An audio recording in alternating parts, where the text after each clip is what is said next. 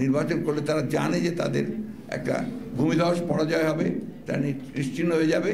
সেই কারণে বিভিন্ন কৌশলে তারা এখানে নির্বাচন একটা দেখিয়ে তারা ক্ষমতায় টিকে থাকছে। যে আমাদের সামনে কোনো বিকল্প পথ নেই। সকলের দল মত নির্বিশেষে সমস্ত ভেদাভেদ ভুলে আজকে একত্র হয়ে এই ভয়াবহ দানবীয় যে একটা সরকার, মনস্টাস যে একটা গভর্নমেন্ট, যার একমাত্র কাজ হচ্ছে তাদের নিজেদের বৃত্ত তৈরি করা আর অন্য দেশের যে প্রভুত্ব সেটাকে মেনে নিয়ে তাদের যে স্বার্থ সেই স্বার্থকে রক্ষা করা।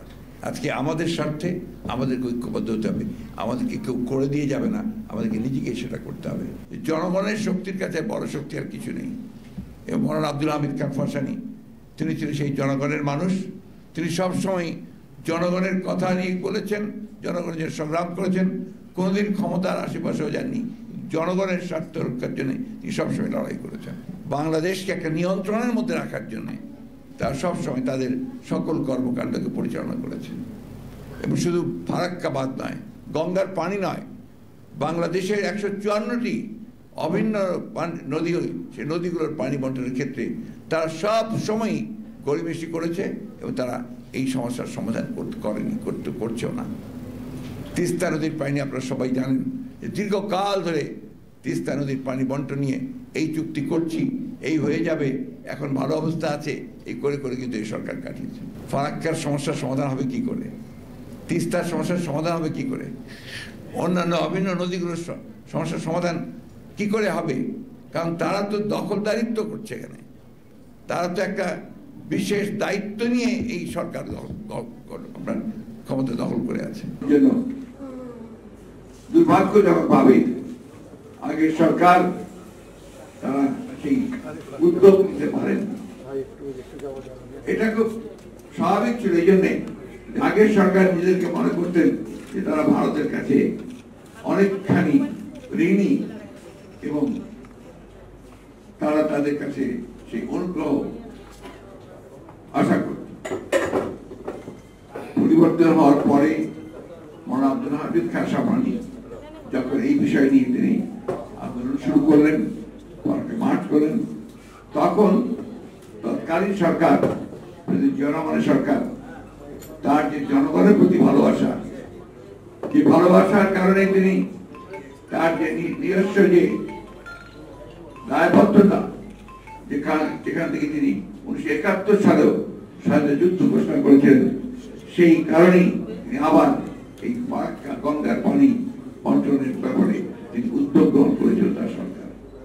এবং সেই সরকার উদ্যোগ গ্রহণ করার পরেই তখন সেটা আপনারা জানেন, একদিকে মনোভাষণের এই ফারাক্কা মার্চ তাকে সাহায্য করেছিল এটাকে আন্তর্জাতিক পর্যায়ে উপনীত করার জন্য।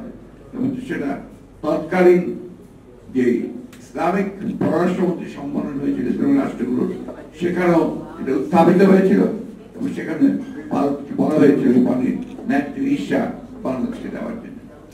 এবং জিয়াউর রহমান সাহেব তখন সেটাকে জাতিসংঘেও উত্থাপন করেছিলেন ন্যায্য পানির হিস্সার জন্য।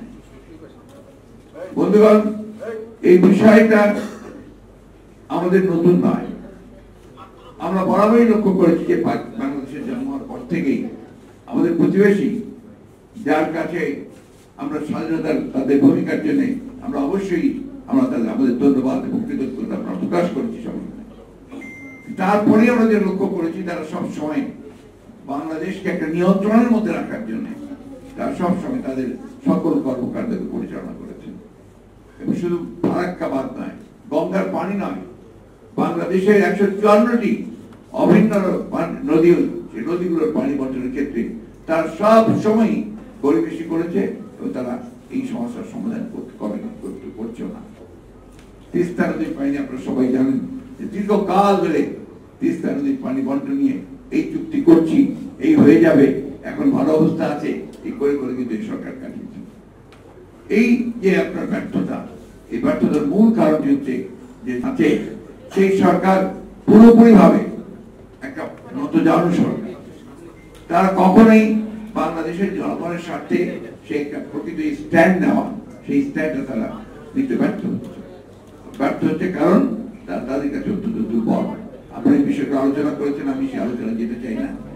আমি যে কথাটা বলতে চাই সেটা মূল কথা হচ্ছে যে বাংলাদেশের মানুষকে তার অধিকার আদায়ের জন্য তার নিজেকে নিজের পায়ে দাঁড়াতে হবে। আমরা আমাদের গণতান্ত্রিক অধিকারকে হারিয়ে ফেলেছি। সেই গণতান্ত্রিক অধিকারকে ফিরে পাওয়ার জন্য আমরা সংগ্রাম করছি, লড়াই করছি। আমরা সকল রাজনৈতিক দলগুলো, এখন প্রায় বহু রাজনৈতিক দল আমরা একসাথে সেই সংগ্রাম করছি আমাদের গণতান্ত্রিক অধিকার ফিরে পাওয়ার জন্য। এই জন্য আমাদের অনেকেই প্রাণ দিয়েছেন, আমাদের অনেক নির্যাতন নিপীড়ন সহ্য করতে হচ্ছে। সবচেয়ে বড় বিষয় যে এই সরকারের নির্যাতনের কারণে এই দেশের আরেকজন দেশপ্রেমিক নেত্রী দেশের বেগম খালেদা জিয়া তাকে আজকে মিথ্যা মামলায় সাজিয়ে তাকে আটক করে রাখা হয়েছে। আমাদের নেতা তারেক রহমান সাহেবকে তাকে মিথ্যা মামলায় নির্বাসিত করে তাকে বিদেশে নির্বাসিত করে রাখা হয়েছে। ৬০ লক্ষ মানুষের বিরুদ্ধে আজকে মিথ্যা মামলা দেওয়া হয়েছে। এই কয়েকদিন আগে আপনার ৭ই জানুয়ারি নির্বাচনের পূর্বে মাত্র ৩ দিনে ২৭,০০০ নেতা কর্মীকে গ্রেফতার করা হয়েছে এবং আজকে এখনো সেই নির্যাতন নিপীড়ন চলছে। আমাদের নেতা কর্মীদেরকে গণতন্ত্র আন্দোলন করছে, নেতা কর্মীদেরকে সাজা দিয়ে তাদেরকে কারাগারে পাঠানো হচ্ছে। এর মূল কারণটি হচ্ছে যে আজকে এমন একটা সরকার দখলদারিত্ব নিয়ে ক্ষমতায় বসে আছে, যাদের একমাত্র কাজ হচ্ছে যে তারা তাদের স্বার্থ তাদের প্রভুদের স্বার্থকে রক্ষা করার জন্য তারা আজকে জনগণের উপর নির্যাতন নিপীড়ন চালিয়ে যাচ্ছে।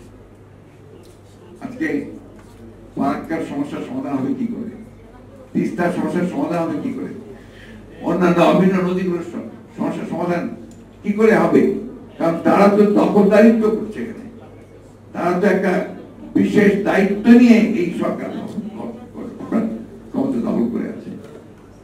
আজকে এই সরকার জনগণের সরকার নয়, নির্বাচন তারা করে না।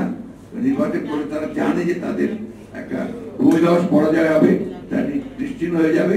সেই কারণে বিভিন্ন কৌশলে তারা এখানে নির্বাচন দেখিয়ে তারা ক্ষমতায় টিকে থাকবে। আজকে বাংলাদেশের সকল উন্নয়ন যেটা বলা হচ্ছে এটা সম্পূর্ণভাবে একটা মিথ, এটা কোনো উন্নয়ন নয়।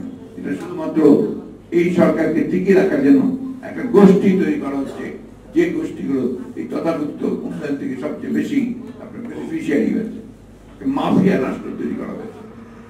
আপনি চারদিকে তাকিয়ে দেখবেন আজকে এখনকার যে সরকারের যে মদতপুষ্ট যে সমস্ত ব্যবসায়ী, যে সমস্ত ব্যক্তিরা আছেন, তারা সবাই এই তথাকথিত সরকারের যে আপনার গুণকীর্তন গায়, তাদের একটা মাত্র উদ্দেশ্য যে সরকার টিকে থাকলে তারা তাদের লুণ্ঠন, তাদের যে আপনার বিদেশে টাকা পাচার করে সম্পদ তৈরি করা, তারা সেইগুলো তারা করতে পারবে। আজকে ফারাক্কা দিবস আমাদেরকে ওই কথাই মনে করিয়ে দেয় যে জনগণের শক্তির কাছে বড় শক্তি আর কিছু নেই। এবং মৌলানা আব্দুল হামিদ খান ভাসানী তিনি সেই জনগণের মানুষ। তিনি সবসময় জনগণের কথা নিয়ে বলেছেন, জনগণের সংগ্রাম করেছেন, কোনোদিন ক্ষমতার আশেপাশে যায়নি, জনগণের স্বার্থ রক্ষার জন্য সবসময় লড়াই করেছেন। আজকে ফারাক্কা দিবস সেই জন্য আমাদের কাছে একটা প্রতীক, আমাদের আন্দোলনের, আমাদের সংগ্রামের একটা প্রতীক। আজকে আমরা সমস্ত বাংলাদেশের মানুষ যদি ঐক্যবদ্ধ হয়ে আমাদের যে লক্ষ্য, বাংলাদেশকে একটা গণতান্ত্রিক রাষ্ট্র নির্মাণ করবার যে লক্ষ্য, সেই লক্ষ্যে যদি আমরা সবাই ঐক্যবদ্ধ হয়ে কাজ করি, তাহলে অবশ্যই আমরা সেখানে জয়লাভ করব। অন্য কোন শক্তি আমাদেরকে প্রতিহত করতে সক্ষম হবে না। আমি আবারও আজকে যারা বক্তব্য রেখেছেন তাদেরকে আন্তরিক ধন্যবাদ এবং কৃতজ্ঞতা জানাচ্ছি যে তারা মূল বিষয়গুলো অত্যন্ত বিশদভাবে তুলে ধরেছেন, টেকনিক্যাল ভাবে বলেছেন। আমি শুধু সংক্ষেপে এটুকু বলতে চাই যে আমাদের সামনে কোনো বিকল্প পথ নেই। বাংলাদেশকে যদি আমরা রক্ষা করতে চাই, বাংলাদেশ স্বাধীনতা সার্বভৌমত্ব যদি আমরা অক্ষুণ্ণ রাখতে চাই, বাংলাদেশের জনগণকে যদি আমরা রক্ষা করতে চাই, তার যে উন্নয়নের আকাঙ্ক্ষা, তার যে একটা গণতান্ত্রিক রাষ্ট্র নির্মাণ করবার যে আকাঙ্ক্ষা, তা যদি আমরা পূরণ করতে চাই, তাহলে আজকে সকলের দল মত নির্বিশেষে সমস্ত ভেদাভেদ ভুলে আজকে একত্র হয়ে এই ভয়াবহ দানবীয় যে একটা সরকার, মনস্তার যে একটা গভর্নমেন্ট, যার একমাত্র কাজ হচ্ছে তাদের নিজেদের ভিত্ত তৈরি করা আর অন্য দেশের যে প্রভুত্ব সেটাকে মেনে নিয়ে তাদের যে স্বার্থ, সেই স্বার্থকে রক্ষা করা। আজকে আমাদের স্বার্থে আমাদের ঐক্যবদ্ধ হতে হবে, আমাদেরকে কেউ করে দিয়ে যাবে না, আমাদেরকে নিজেকে সেটা করতে হবে। এই কথা বলে আবার আপনাদেরকে ধন্যবাদ জানিয়ে